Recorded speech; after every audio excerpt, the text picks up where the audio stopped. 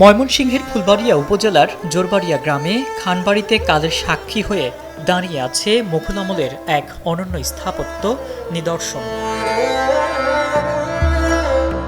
২৫৭ বছরের প্রাচীন এই এক গম্বুজ বিশিষ্ট মসজিদটি আজও তার জৌলুস ও শক্তিমত্তা নিয়ে টিকে আছে।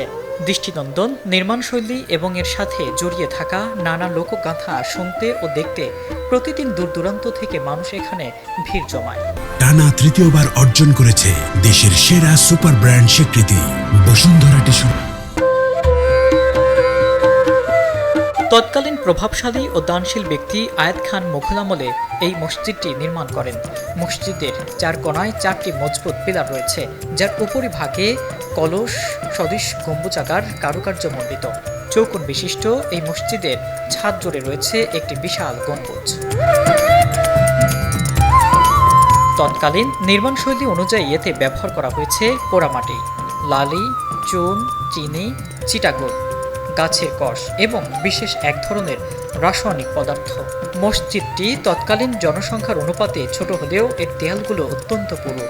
মসজিদের ভেতরে মাঝখানে দাঁড়িয়ে 2 হাত প্রসারিত করেও দেয়াল স্পর্শ করা যায় না, যা দর্শনার্থীদের বিশেষভাবে বিস্মিত করে।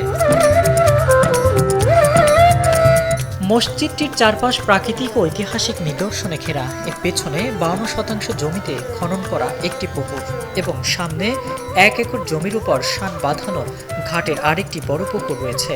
মসজিদের 2 পাশে রয়েছে প্রাচীন গুরুস্থান, যেখানে অতি প্রাচীনকাল থেকেই এলাকার মৃত ব্যক্তিদের দাফন করা হয়ে আসছে।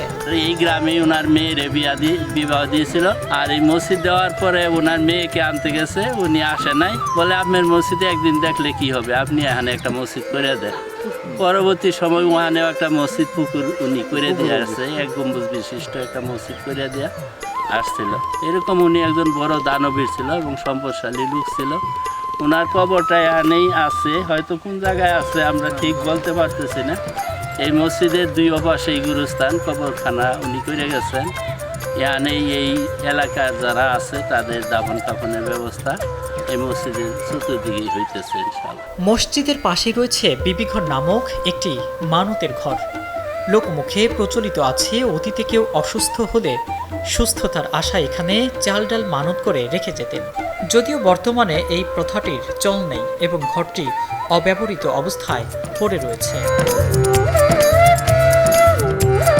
মসজিদটির স্থায়িত্ব সম্পর্কে স্থানীয় মুসল্লি ও মসজিদ কমিটি জানায়, জনসংখ্যা বেড়ে যাওয়ায় মূল ভবনের সাথেই একটি নতুন সম্প্রসারিত অংশ তৈরি করা হয়েছে। তবে প্রাচীন স্থাপত্যটির কোনো ক্ষতি করা হয়নি।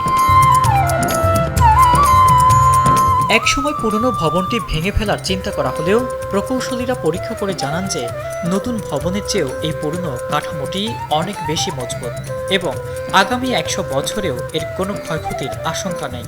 এছাড়া পুরো দেয়ালের কারণে মসজিদের ভেতরটা সবসময় বেশ শীতল ও আরামদায়ক হয়ে থাকে। মসজিদটা অত্যধিক পুরাতন মসজিদ, অনেক দিনের মসজিদ। আমরা এই মসজিদের জন্য কিছু সম্পদ রাখা গেছি, যে আয়াত খানের, আমরা এটা রক্ষণাবেক্ষণ আমরা করি নিজের। ঐতিহ্যবাহী এই স্থাপনাটি সরকারিভাবে কোনো অর্থ সহায়তা না পেলেও এলাকাবাসীর নিজস্ব উদ্যোগে সংস্কার ও রঙের কাজ করে এখনো নতুনের মতো দৃষ্টিনন্দন করে রাখা হয়েছে। 257 বছরের পুরনো এই মসজিদটি মুঘল ইতিহাসের এক অবিনশ্বর স্মৃতি হয়ে আগামী প্রজন্মের কাছেও যুগের পর যুগ কালের সাক্ষী হয়ে টিকে থাকবে।